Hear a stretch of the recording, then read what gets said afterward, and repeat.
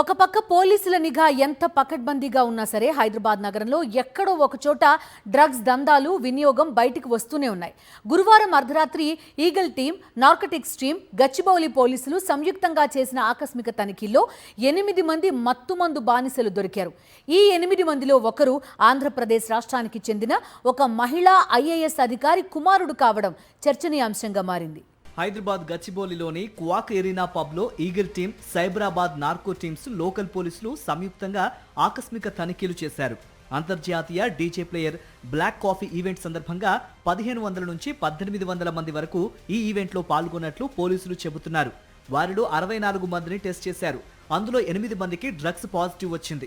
Eagle team తీసుకుని వచ్చిన primary drug test కిట్లతో స్పాట్లోనే టెస్టులు చేశారు. పాజిటివ్ వచ్చిన 8 మందిని గచ్చిబౌలి పోలీస్ స్టేషన్ కు తరలించారు.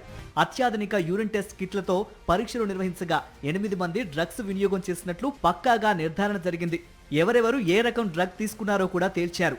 వీరిలో ఆకెళ్ల హరిత్ సారంగా ఆంధ్రప్రదేశ్ రాష్ట్రానికి చెందిన ఒక మహిళా ఐఏఎస్ ఆఫీసర్ కుమారుడని పోలీసులు తెలిపారు. పబ్లో ఎటువంటి డ్రగ్స్ లభించకపోవడంతో వారు వాటిని అక్కడే తీసుకున్నారా లేకపోతే బయట ఎక్కడైనా తీసుకుని పార్టీకి వచ్చారా అనే కోణంలో పోలీసులు దర్యాప్తు చేస్తున్నారు. ప్రభుత్వ ఆసుపత్రిలో బ్లడ్ టెస్టులు అయ్యాక నోటీసులు ఇచ్చి డ్రగ్ అడిక్ట్లను ఇంటికి పంపించేశారు. ఈ నేపథ్యంలో డ్రగ్స్ నెట్వర్క్ పై పోలీసులు సమాచారం సేకరిస్తున్నారు. ప్రస్తుతం దొరికిన 8 మందిని డి అడిక్షన్ ప్రోగ్రామ్ కి పంపించి తగిన చర్యలు చేపడతామని పోలీసులు అంటున్నారు.